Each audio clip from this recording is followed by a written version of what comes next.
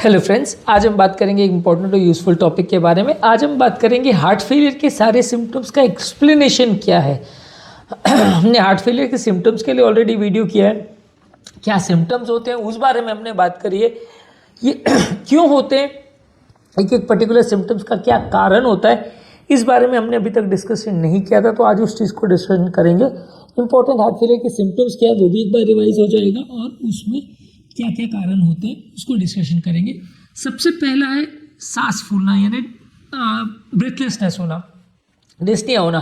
Basically सांस फूलने का कारण ये है कि जब हार्ट फेलियर हो जाता है तो हार्ट को ज़्यादा पंप करना पड़ता है, ब्लड को ज़्यादा ऑक्सीजनेट करने के लिए ज़्यादा मेहनत करनी पड़ती है, हार्ट की पंपिंग कैपेसिटी कम हो जाती है। जब हार्ट की पंपिंग कैपेसिटी कम हो जाती है तो वो पूरे शरीर में ब्लड बहुत ज़्यादा फेंक नहीं पाता है, पूरे शरीर में ब्लड पंप करने में उसको और ज़्यादा मेहनत लगती है।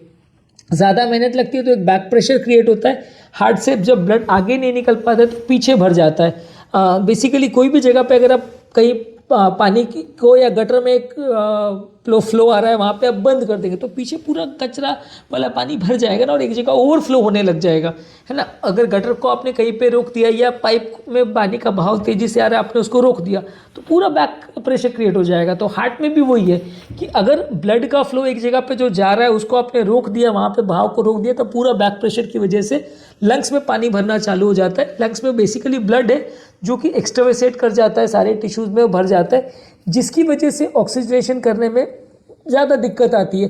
वो ब्लड उतना जल्दी, जो ऑक्सीजन वाला ब्लड है वो तुरंत अगर हार्ट फटाफट सक करते जाए तो शरीर में फेंकते जाए तो लंग्स अपना काम जल्दी कर पाएगा।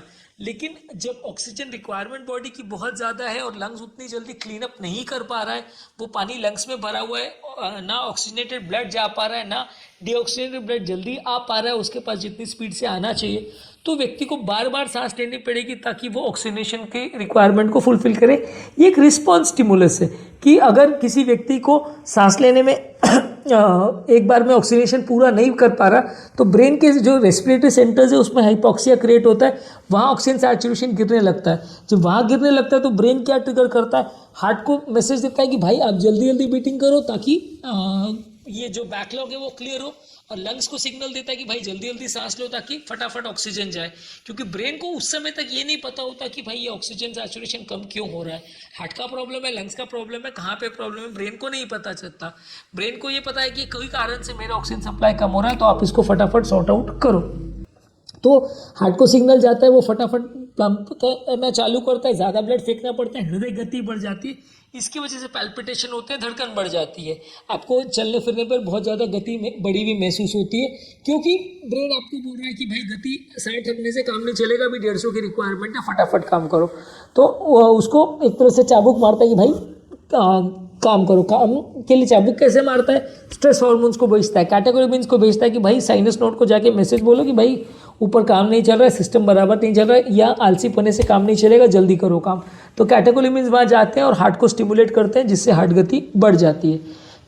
लंग्स को भी यही स्ट्रेस हार्मोन जाके मैसेज देते हैं कि भाई काम नहीं चलेगा, फटाफट सांस लो, जल्दी जल्दी एक्सचेंज करो। 1 मिनट में नॉर्मल रेस्पिरेटरी रेट 14 से 18 होता है, उसको बढ़ा के 25, 30, 35 तक वो ले जाता है, ताकि बार बार 1 मिनट में आदमी सांस लेता है तो ऑक्सीजन क्लियरेंस बढ़ जाता है। तो सांस फूलने का रीज़न ज़्यादातर यही है, क्योंकि ये ऑक्सीजनेशन नहीं प्रॉपर हो पाता है, इसको बढ़ाने के लिए ब्रेन मैसेज देता है। नेक्स्ट है कि खांसी क्यों होती है हार्ट फेलियर के पेशेंट में।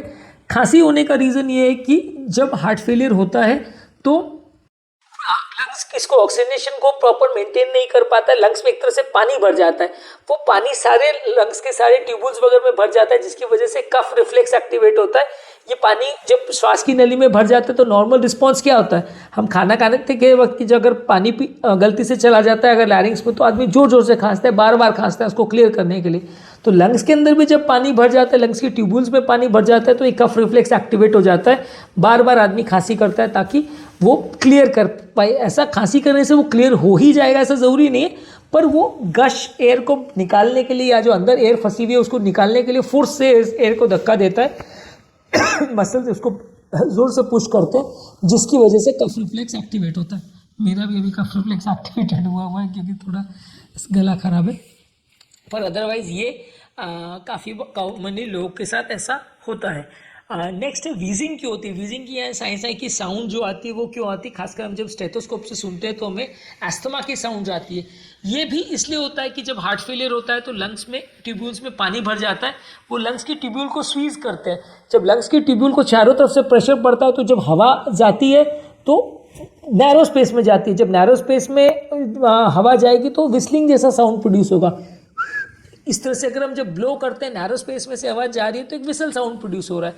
तो ये एक तरह से लंग्स के ब्रोंक्यूल्स का विस्लिंग है कि उसके थ्रू से नैरो स्पेस में से एयर निकल रही है, फोर्स आउट हो रही है, इसकी वजह से वो साउंड प्रोड्यूस हो रहा है। तो ये वीजिंग का साउंड भी इस वजह से बनता है क्योंकि सारी श्वास कोशिकाएं दब जाती है चारों तरफ से फ्लूइड का प्रेशर पड़ने की वजह से, लंग्स में पानी भर जाने की वजह से। नेक्स्ट है कि शरीर में पानी क्यों भर जाता है। यही बैक प्रेशर जब लेफ्ट साइड के हार्ट में होता है तो लंग्स में पानी भरता है।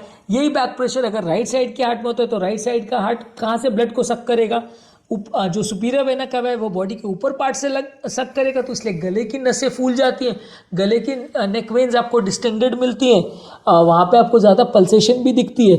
और जब ये इन्फीरियर वेना कवा यानी नीचे की जो नस है उसमें ब्लड को सक नहीं कर पाएगा, राइट साइड का हार्ट फेल हो जाएगा, तो लिवर में पानी भरता है, पेट में पानी भरता है, पाँव में पानी भरता है। तो ये ज़्यादातर केस में हार्ट फेलियर में पहले पाँव में पानी भरना चालू होता है, पर ये पाँव में पानी भरना थोड़ा एक तरह से late stage of heart failure में होता है, ये अर्ली सिम्टम नहीं है। ये हार्ट फेलियर के काफ़ी लेट स्टेज में जब हार्ट पूरी तरह फेल हो जाता है तब जाके पानी भरना चालू होता है लंग्स में। पहले अर्ली स्टेज में तो ये सांस फूलना और ये से भी ज़्यादा होता है। राइट साइड का हार्ट अगर फेल हो जाए तो पानी भरता है। On an average body weight जब 3-4 किलो बढ़ जाए या पानी 4 किलो से ज़्यादा अगर रिटेन हो जाए तो थोड़ा बहुत पाँव में पानी दिखना चालू होता है। मान के चलिए अगर आपके पाँव में गड्ढा पड़ रहा है, उतना पानी अगर भर गया है तो 8 से 10 लीटर पानी ऑलरेडी भर गया है। जब आप निकालने की मेहनत भी करते हो तब भी ये एक चीज़ को ध्यान में रखना है कि ये जो गड्ढा पड़ रहा है वो तब पड़ रहा है जब ऑलरेडी पानी 8-9 लीटर भर चुका है। तो धीरे धीरे करके आप उसको 1 लीटर पर डे के हिसाब से आपको निकालने का प्रयास उसको करना पड़ता है। पर ये फेलियर का जो साइन है जिसकी वजह से बॉडी पानी रिटेन करने लगती है, और जब ये रिटेंशन होता है तो किडनीज को भी मैसेज जाता है कि आप बॉडी में वॉल्यूम कम हो रहा है, इंट्रावैस्कुलर वॉल्यूम कम हो रहा है, तो किडनीज भी और सोडियम को और पानी को ऑब्जॉर्ब करने लगती है जिसकी वजह से और ज़्यादा पानी भरते जाता है। तो ये बैक प्रेशर की वजह से किडनी का परफ्यूजन नहीं हो पाता, किडनी में भी प्रॉपर ब्लड नहीं जा पाता, तो वो भी और पानी को रिटेन करने लगता है, तो पानी और भरते जाता है। नेक्स्ट इंपॉर्टेंट सिम्टम है कमज़ोरी लगना। कमज़ोरी क्यों लगती है? क्योंकि हार्ट की ताकत नहीं है, हार्ट पूरे शरीर में ब्लड नहीं दे पाता है, तो सारे शरीर में ब्लड पहुंच नहीं पाता, ब्रेन को भी ब्लड नहीं पहुंच पाता, तो बहुत कमज़ोरी है, सुस्ती लगती है, आदमी का काम करने का मन नहीं करता है। ब्रेन को जब ब्लड नहीं पहुंचेगा तो आदमी को सोने का मन करेगा। काफ़ी कॉमनली आपने देखा होगा कि खाना खाने के बाद सोने का मन करता है, वो इसलिए क्योंकि जो ब्लड सप्लाई ब्रेन को और बाकी शरीर को जाना है वो हार्ट डाइवर्ट करके पेट में भेज देता है। जब पेट में भेज देता है तो ब्रेन को ब्लड नहीं मिलता है, तो आदमी को सोने का मन करता है। वैसे ही हार्ट फेलियर में भी है कि आदमी को कमज़ोरी या शिथिलता इसलिए लगती है कि जो हार्ट का ब्लड है वो डाइवर्ट हो जाता है पूरे शरीर में, ब्रेन को जो ब्लड जाना है इसलिए पूरे शरीर में शिथिलता हो जाती है। आदमी को सोने का ज़्यादा मन करता है, दिन भर लेटे रहने का मन करता है, सुस्ती ज़्यादा लगती है, शरीर को भी ब्लड नहीं मिलता, सारे मसल्स को भी ब्लड नहीं मिलता, जितना ऑक्सीजन उनको चाहिए वो नहीं मिल पाता, तो मसल काम कैसे करेंगे? अब कोई भी चीज़ अगर काम करनी है तो उसको ग्लूकोज और ऑक्सीजन तो चाहिए, नहीं तो कैसे काम करेगी? हम भी अगर काम करते हैं तो हमको खाना पीना तो चाहिए। अगर हमको दिन भर मेहनत करनी है और रोटी मिलेगी एक, अगर खुराक है 10 रोटी की मिलेगी 1 रोटी, तो कमज़ोरी तो आ ही जाएगी। वैसे ही मसल का भी है कि उनको रिक्वायरमेंट ऑक्सीजन की अगर इतनी है, मिलेगी इतनी, तो डेफिनेटली उनको रिक्वायरमेंट कम होने की वजह से उनको सुस्ती होगी, कमज़ोरी होगी, काम करने की इच्छा नहीं होगी, काम करेंगे तो जल्दी मसल्स में लैक्टिक एसिड बन जाएगा, जल्दी थक जाएंगे। इसके अलावा भूख नहीं लगने का क्या रीज़न है? भूख नहीं लगने का रीज़न ये है कि जब राइट साइड का हार्ट फेल होता है तो लिवर में पानी भर जाता है, डाइजेस्टिव सिस्टम में पानी भर जाता है, लिवर में पानी भरता है, तो जैसे जॉन्डिस के पेशेंट की हालत होती है कि उसको भूख नहीं लगती है, वही हालत हार्ट फेलियर के पेशेंट की होती है कि उसको भी भूख नहीं लगती है। तो loss of appetite heart failure का एक इम्पॉर्टेंट सिम्टम है। इसके अलावा उल्टी लगने का कारण भी वही है कि आंतों में भी पानी भर जाता है, लिवर में पानी भर जाता है, इसकी वजह से एक नौजिया का सेंसेशन क्रिएट होता है।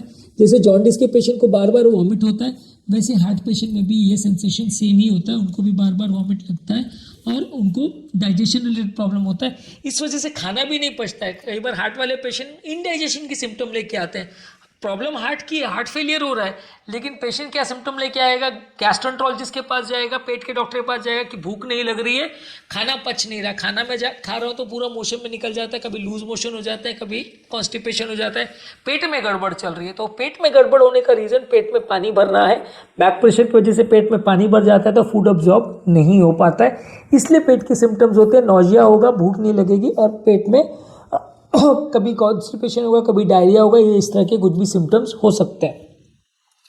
नेक्स्ट है कि कंफ्यूजन और इम्पेयर्ड थिंकिंग होता है पेशेंट को। ये क्यों होता है? इसका भी कारण वही है कि आदमी कंफ्यूज स्टेट में इसलिए चला जाता है कि ब्रेन को ऑक्सीजन और ब्रेन को ब्लड नहीं पहुंचता है।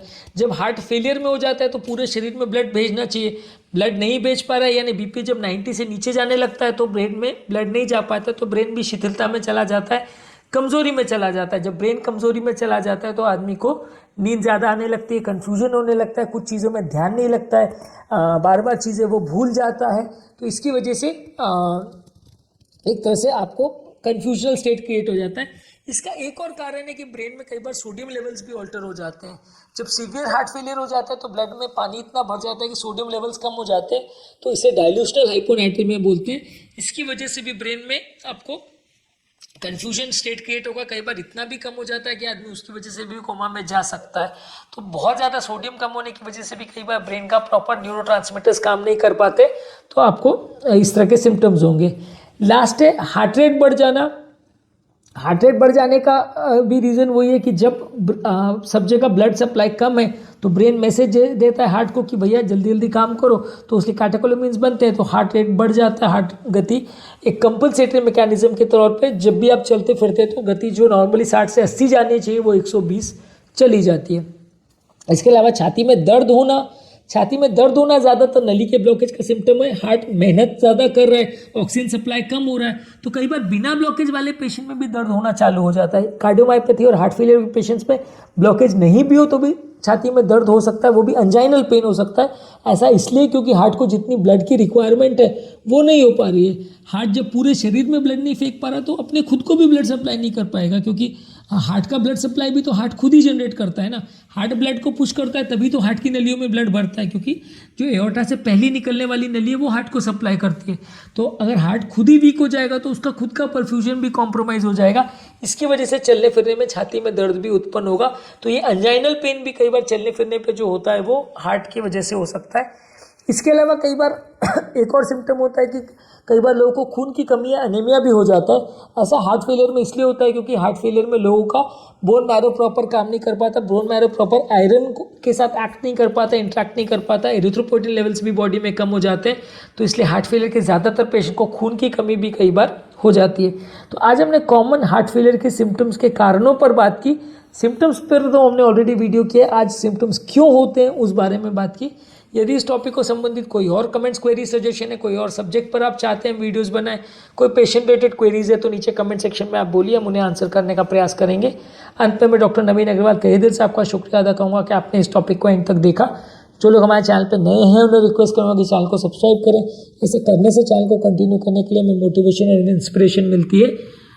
जो लोग ये सारा कंटेंट को पूरा डिटेल नहीं देखना चाहते उनके लिए रेगुलर बेस पे हम यूट्यूब शॉर्ट्स अपलोड कर रहे हैं। ये सारा कंटेंट शॉर्ट्स में फॉर्म में, ब्रीफ कंटेंट में हम यूट्यूब पे अपलोड करते हैं। वो सारे वीडियोस को आप शॉर्ट फॉर्म में देख सकते हैं।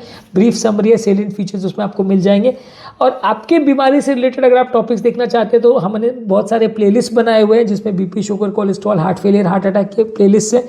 आप उस स्पेसिफिक प्लेलिस्ट पर जाइए और आपको आपकी बीमारी से मतलब कि जो टॉपिक्स उसमें मिले वो आप देख लीजिए, तो आपको ज़्यादा रेलेवेंट कंटेंट मिलेगा बिना ज़्यादा ढूंढे। Thank you.